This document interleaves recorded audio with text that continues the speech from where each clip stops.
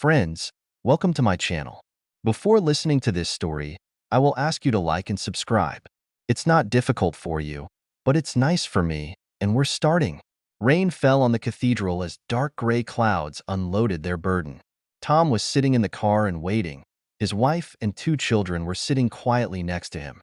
He checked his watch for the 10th time in the last 5 minutes. He stared out the tinted window again at the crowd gathered at the main entrance. People shook and folded umbrellas before entering the building. His father's funeral wasn't due to start for 10 minutes, so there was plenty of time. Maybe the TV cameras would be gone by then, he hoped. It was hard to understand why they were even here. Byron Cameron was a very successful businessman, but his death from cancer at the age of 71 was hardly a cause for news. Although he gave a lot of money to charity and other good causes, he always did so on the condition that he would remain anonymous. Maybe it deserved 20 seconds on a local channel, but why was there one of the TV channels? A small voice in Tom's head told him the reason why this happened. He tried his best to ignore him because she wouldn't make a scene today. Tom, there are only 5 minutes left before the start. I think we should go, Heather said, lightly touching his arm. He turned and looked at his wife, who was smiling at him warily. Yes, we'd better get this over with. The rain has already slowed down anyway. Tom opened the door and got out of the car. Straightening his heavy coat, he opened the umbrella and held it while Heather, James, and Marita got out of the car. They headed for 2 large doors, and the crowd of latecomers and sticky beaks parted in front of them like a red sea. Tom recognized several faces and nodded slightly in recognition of their slurred words of condolence. The funeral director greeted them and escorted them to the first pew. Tom's sister, Kate, was already sitting with her husband and daughter. She stood up and they hugged, then sat down next to each other. Heather sat down with the children on the other side. Tom raised his head and looked at the wooden coffin covered with a flag and wreaths of flowers. Tears welled up in his eyes from the realization of the finality of what was happening. A week ago, he sat by his father's bedside and held his cold, withered hand when he passed away, but today was the last goodbye. Heather took his hand and squeezed it, expressing her support. She was the angel who had picked him up a few years ago when his life was in free fall. She became his support again, supporting him as the waves of life crashed over him. The priest came out and, after a cursory inspection, nodded to the funeral director that everything was ready. At that moment, murmurs swept through the parishioners, and some quiet voices expressed surprise. Heads turned when there was a commotion from the front doors.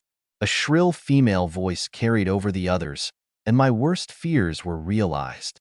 But these are his grandchildren. They should be ahead. Turning around, Tom saw a stylishly dressed woman, Melanie, his first wife, who was arguing with the funeral director when he tried to sit her down. 2 young men in elegant suits stood behind her and watched with smirks on their faces as the funeral director tried to calmly defuse the situation. Heather leaned over and whispered in my ear, "I'll go back and let her sit here." "No," Tom hissed furiously. "I don't want to please her." Tom got up and walked down the aisle, many heads turning and following him with their eyes as he walked towards trouble. Melanie was looking the other way, but the 2 guys standing on the other side of her noticed Tom's approach, and their grins disappeared. Tom grabbed Melanie's elbow tightly and whispered in her ear, "Not today, Melanie, for God's sake. Just sit down and shut up, you're not a fucking star today." He expected an angry rebuke, but instead she turned around and smiled her butter won't melt in your mouth smile. She might be smiling, but there was venom in her voice. "I'm sorry we're late, but someone forgot to tell us what time the service is. In fact, I didn't even know he was dead until yesterday." Tom could feel the eyes of everyone present on him, boring into his back as he tried to keep his composure. "Could you sit down, Melanie? The service is about to begin." "Well, since you asked so politely." She moved to follow the steward's instructions, but stopped and, after a dramatic pause, hit him below the waist. "Aren't you going to say hello to your sons?"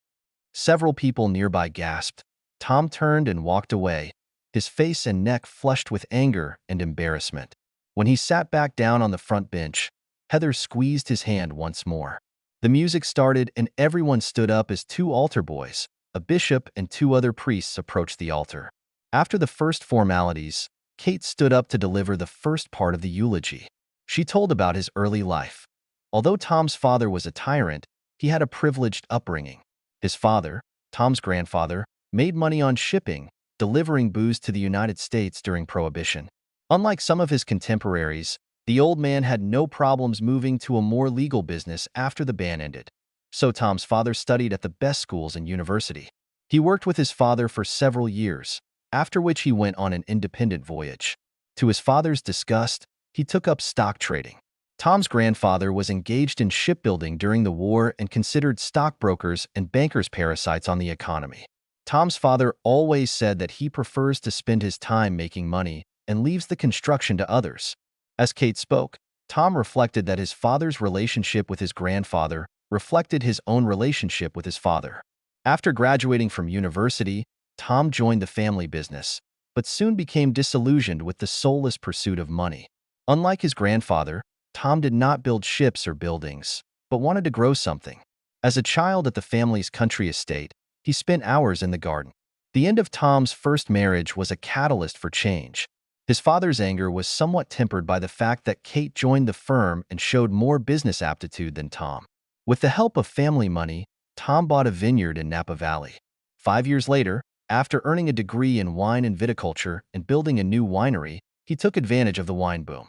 Having quickly gained a reputation as a producer of high-quality wine, Tom began to have a great influence on the expansion into the U.S. wine market.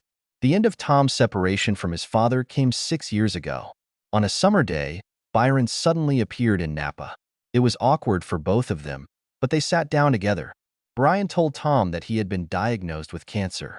Tom thought that this was the reason for the visit, but Byron had a request for him.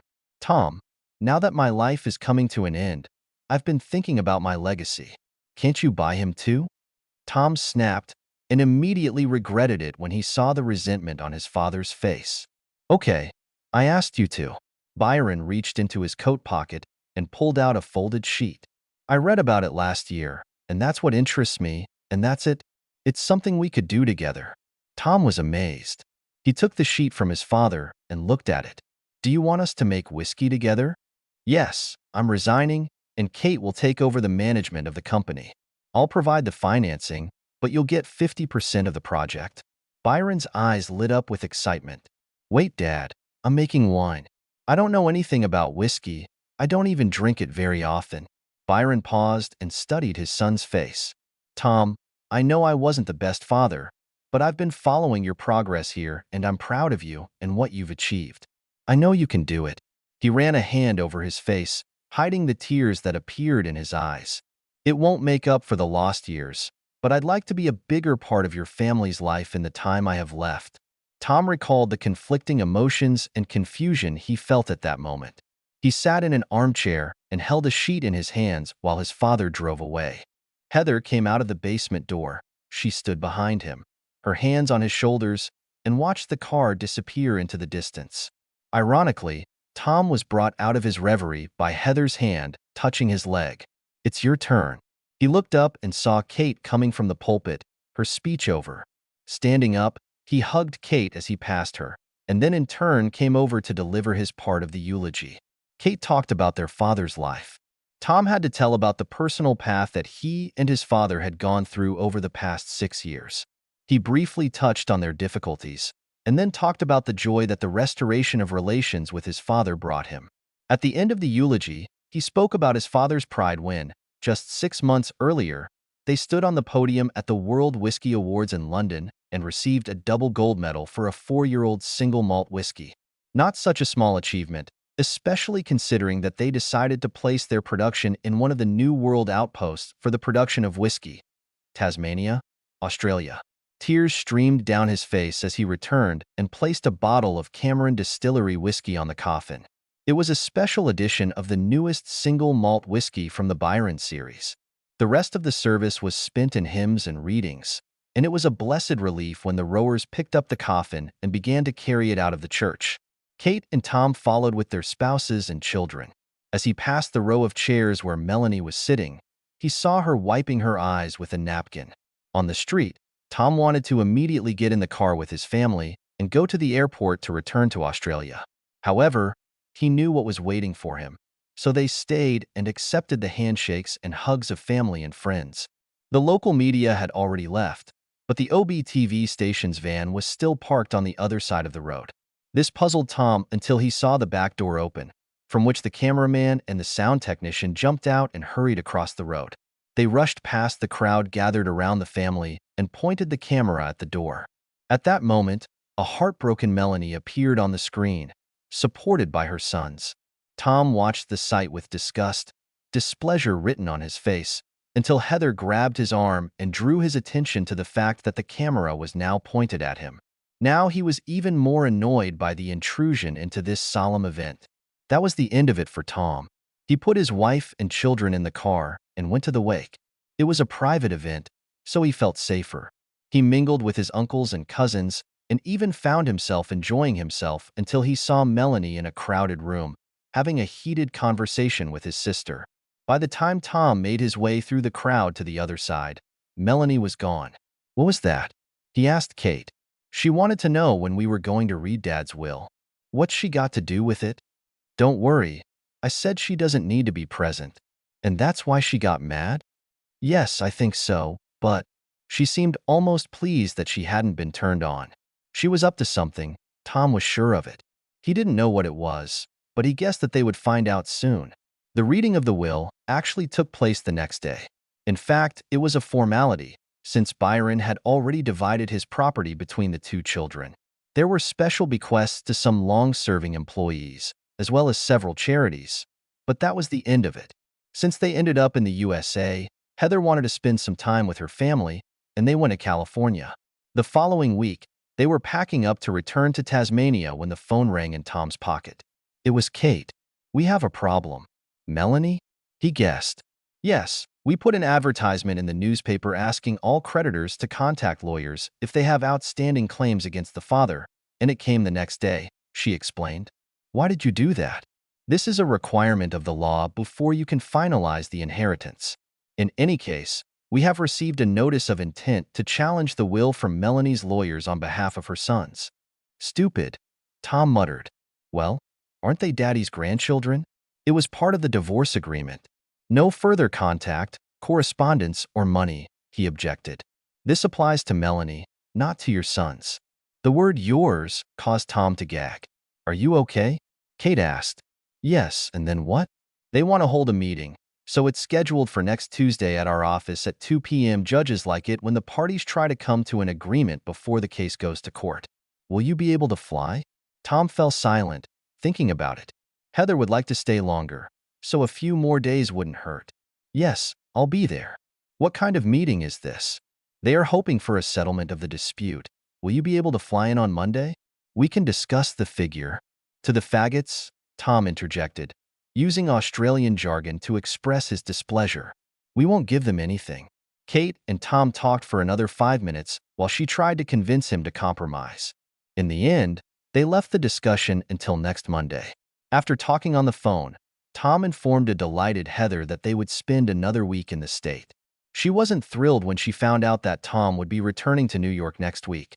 He explained the situation, and Heather sided with Kate, saying they should just give Melanie some money to get her to leave. Trying to get it out of his mind, he stayed in California with Heather and the kids. It mostly worked until Friday evening, when Kate called again. "Are you next to the TV?" "What is it?" she asked. "Yes, why?" Tom replied. "Turn it on to Channel 6. There's a TV show about current events that will interest you." Tom turned on the TV, and at that moment the commercial break had just ended. The presenter presented the story. Behind her was a large photo of Melanie crying at the door of the church. "Today we have a special story about one of us." TV presenter and NBC talk show host Melanie Shriver smiles happily and laughs easily, but behind this mask lies a gaping wound that haunts her to this day. It went on for another 20 minutes, and in terms of clumsiness, it was the Texas Chainsaw Massacre. It was a typical tabloid story about an evil husband, where Tom was depicted as a depraved fiend who abandoned his wife and 2 sons. Melanie is a virtuous and obedient wife, forced to pursue a career in order to support her 2 sons. In the end, it became too hard for her, as her abandoned sons were disinherited by a rich grandfather. Tom couldn't help but admire the way everything was set up. At first, everything was sweet and easy, with vivid photos of the glamorous couple. Tom, a young stockbroker from a wealthy family, and Melanie, a gorgeous TV weather presenter. This was followed by photos of a young couple playing with their children. Then there are tearful interviews with Melanie and her sons, in which they talk about the abuse by their ex-husband and father. And finally, to top it all off, there are funeral photos in which Melanie, heartbroken, is helped down the stairs and then shows a close-up of my furious face. The last word was left to the presenter, who informed the audience that Melanie was going to fight for the birthright of her sons in court, and everyone on the TV channel wished her well. Tom was already sitting down, and when the show went into commercial break, he had to deliberately unclench his jaws because his teeth hurt. Heather was sitting on a nearby chair and just staring at the screen. Tom turned off the TV and leaned back in his chair with a growl. "This is a little different from your version of events." Heather raised her eyebrows, demanding an explanation. It was a fantasy, held together by half-truths and outright lies. "You just left one day and never came back?" "Yes, but I made sure they were provided for," Tom stammered. "And when are you going to leave me?" "Come on, Heather. This is ridiculous." "Why is this ridiculous?" Heather got to her feet. "They're not even your kids," she shouted, pointing to the room where James and Marita were sleeping. He lowered his head and ran his fingers through his hair, and then looked back into Heather's eyes. "Please sit down," he said. She stayed on her feet.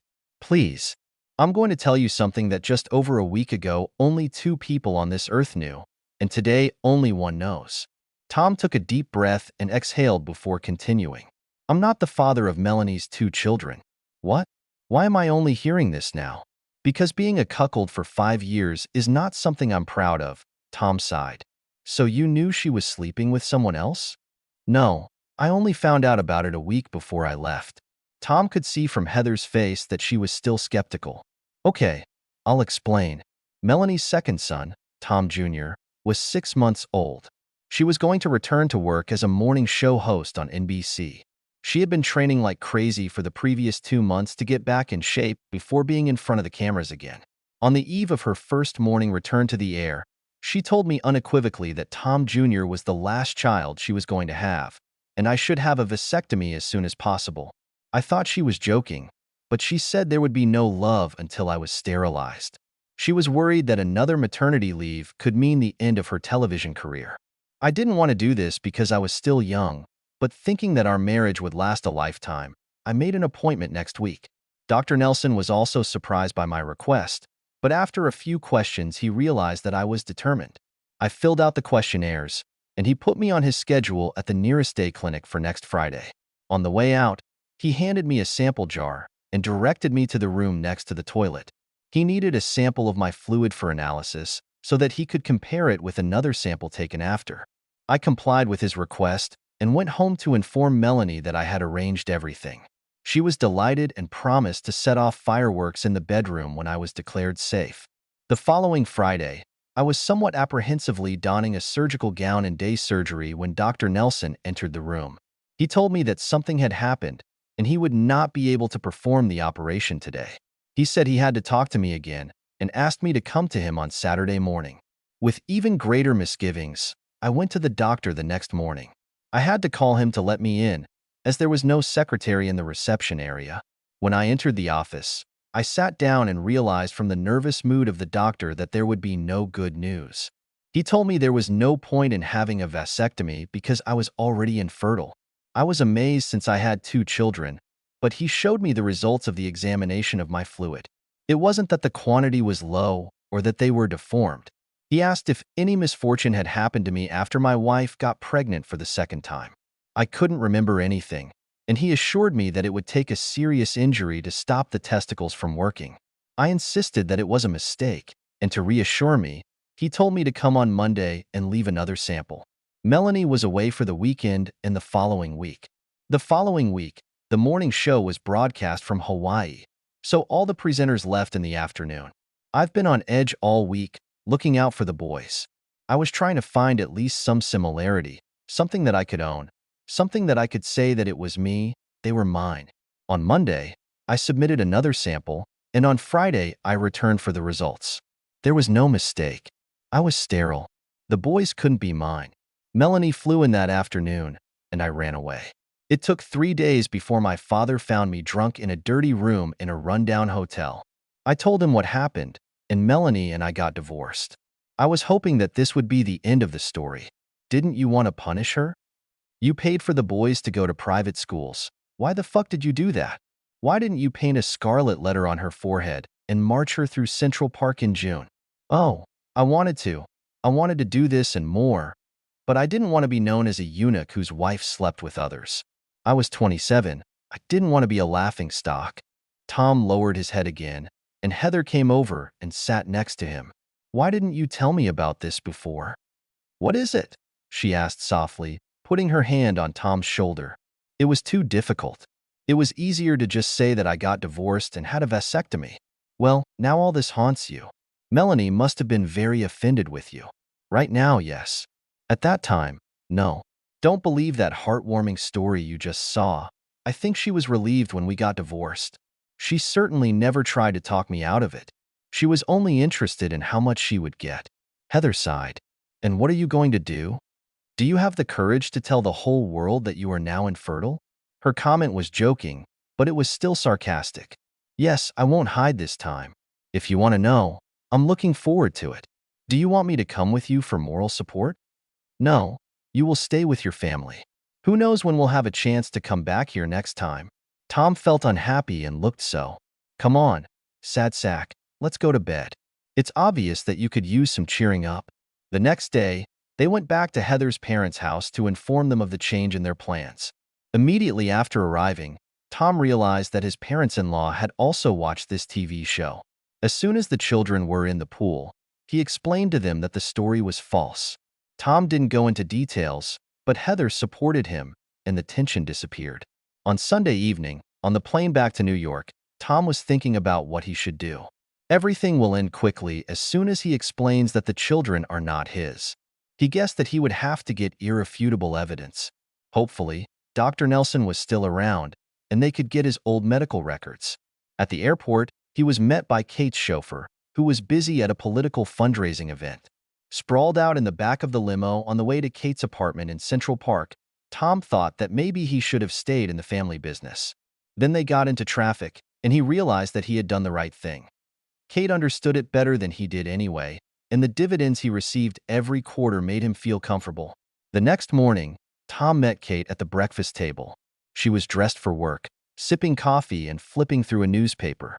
He was about to tell her his little secret, but she stopped him. House rules, Tom. Nothing about working at home, just in the office.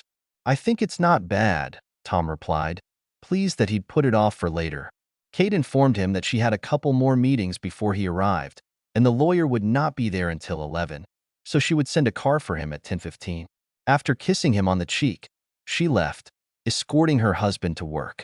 After eating, Tom went online and searched for information about Dr. Nelson's whereabouts. He had risen through the ranks and was now an associate professor, dividing his time between teaching and working at the university hospital. In a short email, Tom asked how he could get his previous medical records.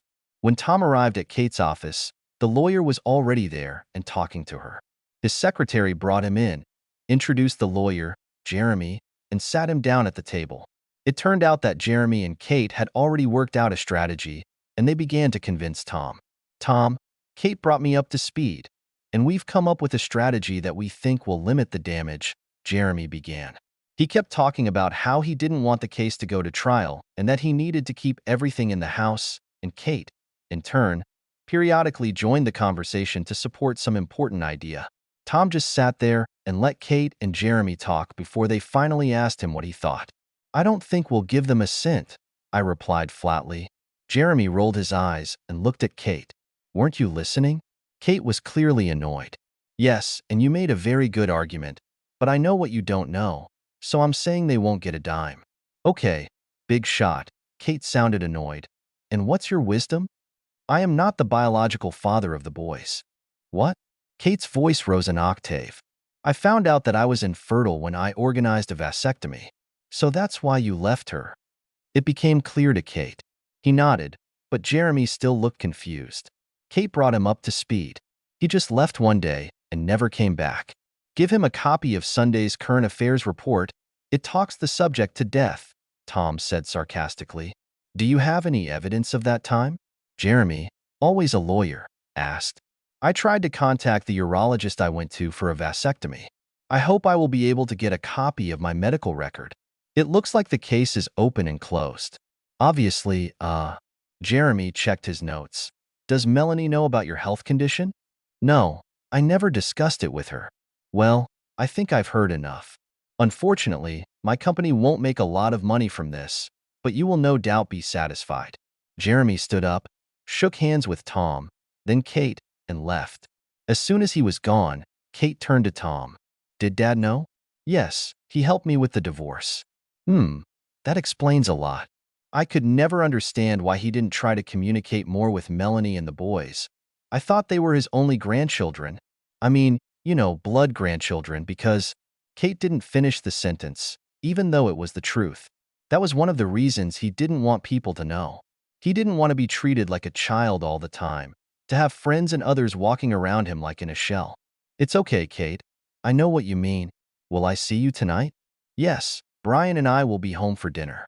Tom left and went for a walk around the city, and then returned to Kate's apartment in a limo. Later that evening, as they sat and drank before dinner, Kate turned on the TV. Switching channels, she stopped at a panel show. 5 women sat at a table and discussed current events and how terrible men are. They were introducing the special guest of the day, Melanie. She came out smiling and waved to the applauding audience. Do you mind if we listen? It'll be fun to listen. Knowing what we know now, Kate asked mischievously. Tom smiled and nodded to tell the truth. He was also interested. It was a repeat of the previous show, only with a live studio audience. When she told how she continued to work for the children, the audience gave a standing ovation. Tom was about to ask Kate to turn off the show when one of the participants asked an interesting question. Is it true that you have a book coming out next month? It should be a girl's secret, Melanie said. Laughing, it was clearly scripted. So that was another reason for all the publicity for her book. This explained the time at which most of the events took place. His father's death was probably just a lucky coincidence for her.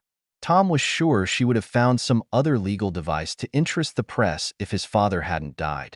Her segment ended when they asked about the book's release date. By another coincidence, it was the day after their court hearing, which will take place in 2 weeks. Oh my God, she's going to die when you tell her about it tomorrow. Goodbye, the book. Kate let out a malicious laugh. Tom wasn't laughing, but his thoughts were just as vicious. Give them enough rope and they'll hang themselves. In bed that night, he was still thinking about it, wondering how far Melanie's advertising campaign would go before the book was released. She would have to retract her words now, but it wouldn't be fatal. Perhaps if she dug a deeper hole for herself, she would hurt herself as much as he did. On the way to the meeting the next day, he was still going over the possible options in his head. When he arrived, Jeremy was already back in Kate's office. Tom didn't mind because he had a question for him before Melanie arrived. Jeremy, do we have to tell Melanie that I'm not the father of her children? To say that Jeremy was puzzled by this question is to say nothing. So Tom began to explain further. I mean, isn't there some kind of disclosure procedure when you have to share information with opponents? Yes, there is such a period, but it comes after the first court hearing, or arraignment, where the case is mentioned and before the trial itself. So we're not at the disclosure stage yet? No, not yet. But why don't you finish it now? If your urologist confirms your story, then everything will be fine. Kate handed Jeremy a folder. This came from Dr. Nelson's office this morning. He flipped through it and then handed it to her. This is your ticket to never hear from this woman again. Kate intervened again. I think my brother wants revenge. Revenge or justice? Tom replied, grinning maliciously. I don't understand, Jeremy replied. Today you can get both. I want more. Melanie has a book coming out right after the court hearing. She has appeared on television twice in the last 5 days promoting it. I think she will do it many more times in the next 2 weeks. Isn't that what you would like to avoid? Jeremy was desperate. Usually yes, at any cost, but this time I want it. I want everyone in this country to hear her heartwarming story. I want everyone to check the newspapers to find out when the first court session will take place. Damn. I want all the TV channels to set up their cameras in the courtroom so that when she is shown as the cheating bitch that she is, everyone will see her eating her bad words. By the time Tom finished his tirade, he was already on his feet, and his face was flushed. Jeremy and Kate sat stunned by Tom's outburst. He looked at their surprised faces and sat down, awkwardly trying to remove invisible lint from his pant leg. Jeremy was the first to break the silence. Obviously, you're very worried about this, he said with a laugh to ease the tension. What would you like us to do? What exactly is the meaning of this meeting? Tom asked Jeremy. To start the negotiation process, they will put forward a ridiculous demand, and we will reject it and make a counteroffer. This will give both sides a starting point. But we have this. Jeremy picked up the folder again.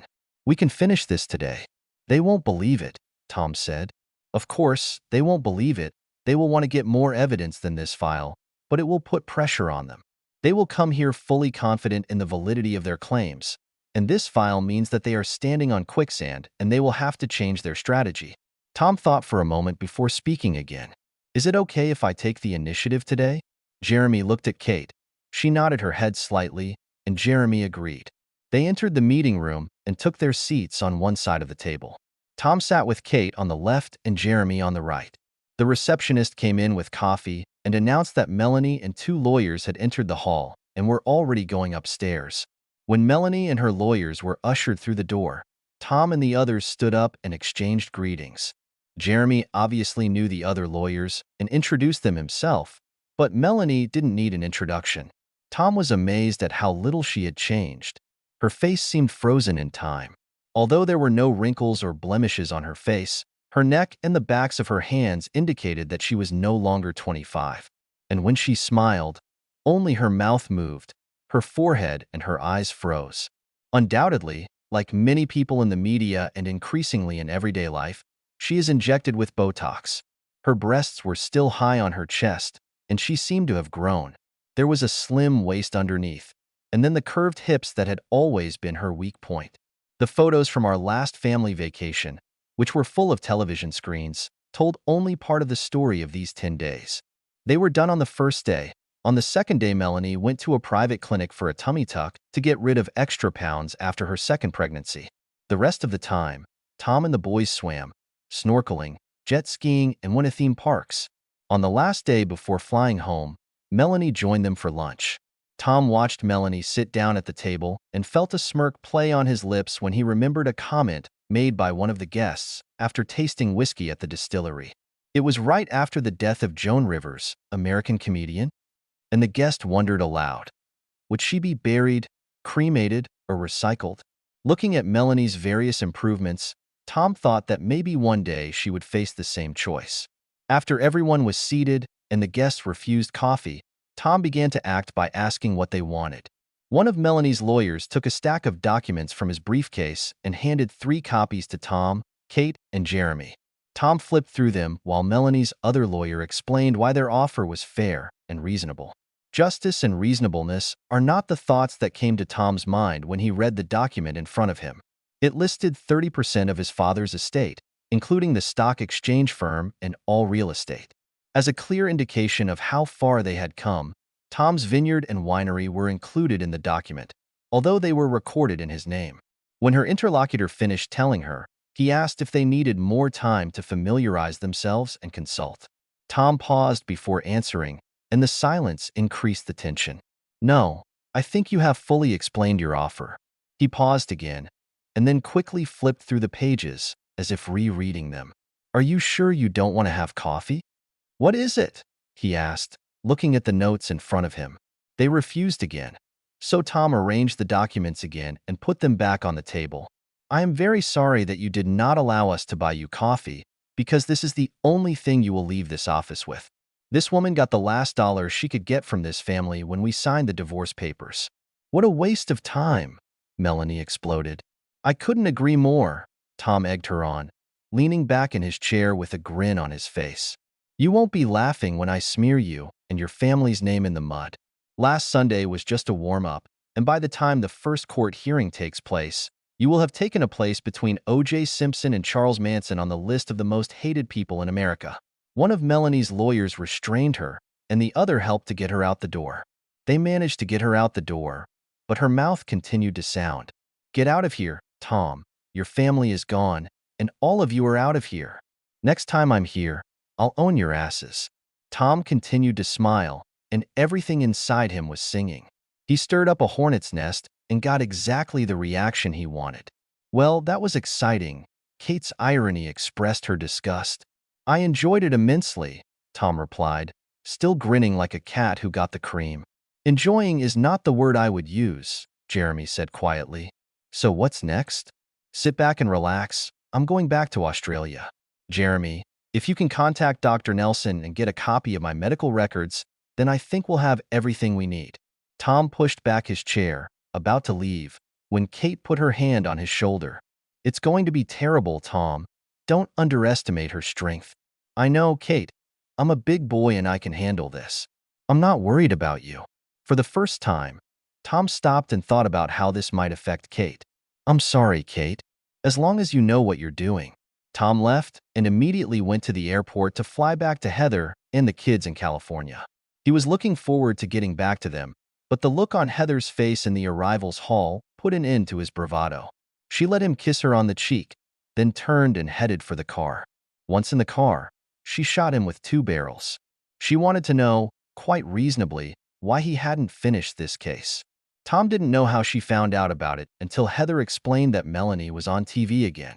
It is noteworthy that she must have gone straight from Kate's office to the studio. Tom explained his reasons, and Heather calmed down, but was not 100% satisfied with his arguments. The desire for revenge seemed childish to her. In the end, it will only lead to more grief. As long as he didn't feel that way, Tom didn't mind. Back in Australia, Tom started making blends for the latest issue of whiskey. This was the part of the job that he liked the most. Samples from 3-year-old barrels were tasted, and he noted the individual characteristics of each. Then the most interesting thing began. Mixing a small amount of whiskey from different barrels in different proportions in search of the right combination. He often forgot what time it was, plunging into the search for perfection. More than once, Heather came to the distillery, worried why he was still not at home at 9 in the evening. It was a blessing to be so busy, because even though he was half a world away from his problems in the US, the global nature of the media meant they were still on his doorstep. For the first week, Kate kept him informed of events related to Melanie's advertising trail, the human billboard. She flew around America giving interviews to newspapers, radio, television, and magazines. Kate's friend, who had great authority in the publishing world, told her that the hype she was creating was contributing to pre-orders for her book. The initial print run was designed for 20,000 copies, but now it was 10 times larger. The same number signed up to receive the electronic version 1 minute after midnight on the night after the hearing. In the second week, the inevitable happened. The local media realized that they had a juicy global story on their doorstep. An interview request came in, which Tom declined. And a couple of days later, he was called from the depths of the basement to the tasting room. His employee said that a film crew had come to him to make a report about the distillery. However, when the questions became personal, he forced them to leave the building. As a result, the next evening, footage was shown on television in both countries in which he orders 2 sturdy basement workers to take the film crew out and refuses to answer questions. This aroused interest in the reclusive American from the locals. Tom was always considered eccentric, and when he bought farms and started building a distillery, many thought he was crazy. After the farms started working, jobs and tourist flow appeared. They began to be tolerated. Now a scandal was brewing. He noticed meaningful glances. Heather noticed them too and wasn't impressed. After moving in, her children took time to settle into a small local school, and now the circus in the media was attracting unwanted attention to them. To calm her down, they returned to California a few days before the court hearing. They had friends in Napa Valley, so it was a good place to hide. Tom's arrival at the New York airport meant that the circus had arrived in the city. As he passed through the doors leading to the landing, 2 television cameras turned in his direction. Their bright light momentarily blinded him. Fortunately, Kate and Jeremy were nearby, and they dragged him through the sticking microphones and shouted questions to a waiting car. Jeremy stopped in front of the car, and said there would be no comment until the hearing tomorrow. Kate was unhappy. This has been going on all week. Reporters stood outside her house and office. Even her pleas that he wasn't there and that she had nothing to say went unheeded. Well, you got what you wanted, she told Tom bitterly. It wasn't just me, Tom reminded her. At least we know it's all over tomorrow and Melanie's going to get a lot more than she bargained for. The next morning, Kate left early for work and Tom was hanging around the apartment. The hearing was only at 2 o'clock in the afternoon. At 1 o'clock in the afternoon, he went out the front door and found that there were no reporters there. The taxi was waiting for him on the side of the road. It dropped Tom off a block away from the courthouse. As Tom approached the courthouse, he saw a crowd of reporters pointing their microphones at three figures standing higher up on the steps. Melanie stood one step above and behind her two sons. She kept her hand on both boys' shoulders as she continued her story of self-sacrifice and dedication. Today I am here only to try to achieve for my sons a fair share of their birthright, so cruelly taken away from them by this man. She pointed at Tom, who was trying to climb the stairs to the entrance of the building unnoticed. Melanie's evil smile mocked him as he fended off reporters' questions, saying firmly, "No comment." Kate and Jeremy were waiting for him inside. They invited him to follow them and entered one of the courtrooms. Court sessions were already underway. The judge, a woman, chastised the lawyer for being unprepared. Jeremy led them to a row of chairs, and they sat down and waited for their case to be heard. The courtroom was almost empty, but as the hearing approached, it began to fill up. By the time the judge put the young lawyer out of his misery and rejected his appeal, there was not a single empty seat left in the courtroom. The clerk of the court waited until the previous participants had left and asked the parties in the Cameron versus Cameron case to come forward. Jeremy, Tom, and Kate went to the desk at the direction of the clerk and sat down, but Melanie was not in sight. The clerk made another call, the door to the courtroom opened, and Melanie entered the courtroom. Being late for fashion, she knew that all eyes in the audience were on her. As soon as Melanie, her two sons, and two lawyers took their seats, the judge banged her gavel to drown out the murmurs of the audience. Okay, quiet. She looked over the top of her glasses at the few intruders who were in no hurry to follow her instructions. Having established silence, she looked through her notes and began. So Mr. Wilson is acting on behalf of the plaintiffs, Charles and Edward Cameron? Melanie's lead attorney stood up and confirmed that everything was correct. And on behalf of the defendants, Thomas and Kate Cameron, Mr. McDonald speaks. Jeremy joined Mr. Wilson and confirmed the correctness of the judge's statement. So, it says here that an attempt was made to mediate, but it was unsuccessful? The judge looked at the lawyers again, and they nodded. All right, Mr. Wilson, you have 5 minutes to summarize your reasons for challenging the will. Melanie's lawyer took about 3 minutes to present his arguments. The judge praised him for his brevity, but then he made an unusual request. Your Honor, I ask the court for leniency and I ask that the mother of my clients, Mrs. Shriver, be allowed to make a short statement. The judge rolled her eyes. Mr. Wilson, I would have thought that she was already tired of making statements. There were chuckles in the audience, but they were quickly drowned out by another furious look from the judge. Very well, Mrs. Shriver, but please follow your lawyer's example and be brief and precise. Melanie stood up and repeated her story of grief, while Tom struggled with the urge to jump up and shout at her to shut up. As soon as she finished, the judge, stating that, in her opinion, there was enough evidence to hold a trial, asked Melanie's lawyer how long he thought he would need to present his version. Half a day was considered sufficient, so the judge instructed her secretary to find a place in the court diary for a one-day trial. Drawing attention to Jeremy, the judge asked if he had any objections to holding the trial in one day. Jeremy slowly stood up and gave the opening speech. Your Honor, if the court will give us 5 minutes, then everything can be finished today. There was a general uproar, and the judge had to bang the gavel again to achieve silence. I'm sorry, Mr. McDonald. I should have asked you earlier. It's just that it's been a very one-sided debate until today, the judge said, no doubt referring to Melanie's war with the media. Speak up, Mr. McDonald. You have 5 minutes. Thank you, Your Honor. Jeremy paused and picked up 3 copies of my medical records from the table in front of him. I would like to put on public display Thomas Cameron's medical record from Dr. Nelson, the urologist he turned to for a vasectomy. Jeremy handed over one copy to the plaintiffs, the other to the court clerk, who handed it over to the judge. Melanie's lawyer jumped to his feet. Objections, Your Honor. We haven't had a chance to check everything contained in this file. The objection has been noted and dismissed. Mr. Wilson, you will have ample opportunity to check this thoroughly before starting any legal proceedings. Go on. Mr. McDonald, you've piqued my interest. Your Honor, Thomas Cameron did not have a vasectomy at all because Dr. Nelson discovered that he was already infertile. Hell broke loose. Sighs could be heard from the gallery, and reporters rushed to the door, intending to be the first to report a new twist in the story. Charles and Edward turned to their mother, as did everyone else present. Only this time Melanie was not happy with the attention. Mr. Wilson was on his feet again, shouting objections, and the judge was banging her gavel, trying to calm the noise. When order was restored, the judge warned that if there were any more outbursts, she would leave the courtroom.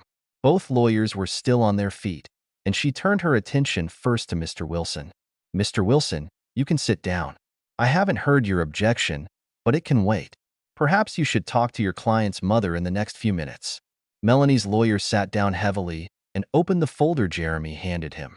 Mr. McDonald, you are full of surprises. I suppose you have something to say? Jeremy nodded. Then get started. Thank you, Your Honor. As I said, Dr. Nelson has determined that my client, Thomas Cameron, is infertile. Further examination showed that he was born with 2 defects of the vas deferens. There was a murmur in the courtroom, but when the judge raised the gavel, there was silence, and Jeremy continued. Mr. Cameron was clearly shocked and hurt when he received this news and its consequences, but instead of drawing attention to it, he quietly divorced his wife and told no one about the reason except his father. Thus, when Byron Cameron made his will, he knew that Charles and Edward were his grandchildren only by name, and was quite within his right not to include them in it. The conversations in the gallery caused the judge to stop Jeremy again, and she gave several people a final warning before turning to Jeremy again. So, Mr. McDonald, what do you suggest I do today? My clients do not want to deny anyone who has legal rights to their father's inheritance. Therefore, we ask the court to force the plaintiffs to submit DNA samples to establish that if by some miracle Thomas is their father, then they will be able to continue considering their claim. If it turns out that Thomas is not their father, then the case should be dropped. Jeremy sat down, and Melanie grabbed the lawyer by the sleeve, urging him to stand up and say something, but he just shrugged and stayed where he was. The judge flipped through the medical record, then cleared her throat and made her decision. Mr. McDonald, you make a convincing case. I don't know why you didn't do it earlier. Perhaps Mr. Cameron is not as noble as you say. She glanced at Tom, and he stared at her intently before she turned to a shocked Melanie. In this case, he has company. According to the court's decision, Charles and Edward Cameron must submit DNA samples within 28 days to determine whether Thomas Cameron is their father. If the results are in the affirmative, the court decides to conduct further mediation in order to reach an agreement regarding Byron Cameron's estate. If the test results are negative, the case will be dismissed and the costs will be borne by the plaintiff. The judge banged her gavel, and the court jumped up. Tom stood up, hugged his sister, and shook Jeremy's hand. Charles and Edward hurried out of court, and Melanie's lawyers tried to pull a crying Melanie out of the chair so that their place would be taken by lawyers in the next case on the list. As Tom passed by, he heard Melanie complaining to her lawyer. But he was old. He said he was fine. I just wanted to rest. Tom froze in place as the meaning of these words dawned on him. He knew who the boy's real father was. What does this mean? Kate asked, walking past him. I'll tell you outside. When they reached the courtroom doors, 2 doormen opened them, and thousands of light bulbs seemed to light up. Reporters were shouting questions, but Tom and Kate just kept their heads down and pushed their way through the crowd. When they reached the steps of the courthouse, Tom became worried that someone might get hurt trying to get down, and stopped. Raising his hands, he called them to silence, and when they fell silent, he said he would make a statement. The last 3 weeks have been very difficult for my family. The fact that aspects of my personal life were brought out to the public and discussed was humiliating for me, and the resulting media hype had a negative impact on our entire lives. This matter was settled today, and now I want to return to my private life. I ask you to respect my right, the right of my family and my sister's family to privacy, and leave us alone. Thank you." He started down the stairs, and the reporters continued to bombard him with questions. Tom ignored them until one of them struck a nerve. "Mr. Cameron, are you going to file a counterclaim against your ex-wife for defamation?" He stopped, turned around, and the microphones were back in front of his face. "As I said before, this is the end of it, and I don't get any joy from what happened today." Okay, it was a lie, but Tom thought he was being sincere. He looked over the crowd of reporters at the lone figure, abandoned by lawyers and sons and trying to escape unnoticed. Tom didn't have to point his finger, as Melanie had done the day before. The reporters followed his gaze and, seeing Melanie, rushed to her to find out her reaction. Distracted, he headed for the car, where Kate and Jeremy were waiting for him. In the back seat, Kate uncorked a bottle of champagne, but Tom didn't want to celebrate. He just wanted to get home. It seemed to him that for the first time he considered Tasmania his home. Maybe one day he would become an Australian. Of course, not for the locals. For them it will always be a septic tank. Kate tugged on his arm and brought him back to the present. "So what was Melanie talking about when we left?" "I think I know who Charles and Edward's father is." Melanie got her first job in television, doing the weather on a local newscast, when she was hired by Old Man Harlan. He owned and operated this NBC sister station. Obviously, her great success was due to certain conditions. "Trevor Harlan?" Kate asked incredulously. "He was ancient. He must have been 70 or more. That's probably why she thought she was safe. But why didn't she have more children? When she got a job at the network, she didn't need him anymore. Maybe she'll sue him for money?" Jeremy added. "Maybe she's tired of the courts and lawyers.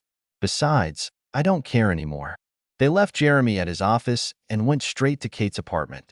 A few more glasses of wine and an early takeaway dinner that Kate's husband bought home, and Tom was ready for bed. Before he went to the shower, Kate turned on the TV, and it was playing the same current affairs TV show in which Melanie first began her blitzkrieg. It was strange to see his face and hear his voice coming from the screen. The screen showed most of Tom's court appearance, and then Melanie ran away, hiding her face. Then the reporter filmed the scene in court, and at the end there was a comment attributed to an insider from the publishing house selling Melanie's book. There were rumors that they were destroying all the printed books and seeking legal advice to find out if they could repay the large advance they had paid Melanie. Tom went to bed with a smile on his face.